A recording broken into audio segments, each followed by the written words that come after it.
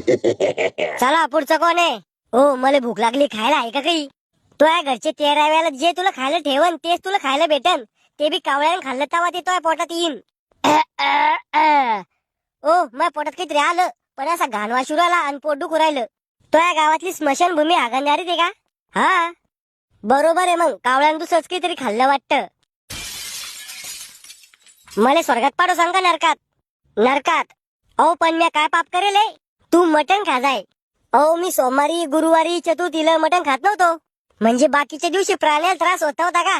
मंगळवारी, बुधवारी. अहो मी उपास बी धरताय. 2 किलो साबुदाणा खाऊन उपास पावन नसतो वद्यावाल. मला कायची सजा भेटेल हो नरकात?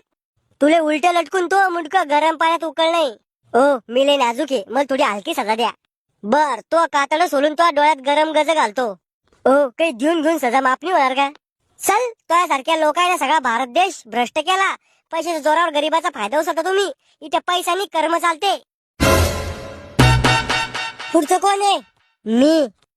तुला स्वर्गात जायचंय का नरकात? स्वर्गात. तू काही चांगले काम करेल का? अहो मी काही बी चांगलं करायला गेलो की उलटच होता माझ्या ऐकून. उलट म्हणजे एकदा मी भिकाऱ्याला 100 रुपये दिले तर त्या भिकाऱ्याने त्या पैशाची दारू पिली. तो अभि आयुष्यात लय पाप करेल, तुला बी नरकातच जाणे. ओ लहान लहान हो आम्ही, आम्हाला का नरकात पाठवू? कशाला लहान तुम्ही? शिक्षणाच्या नाव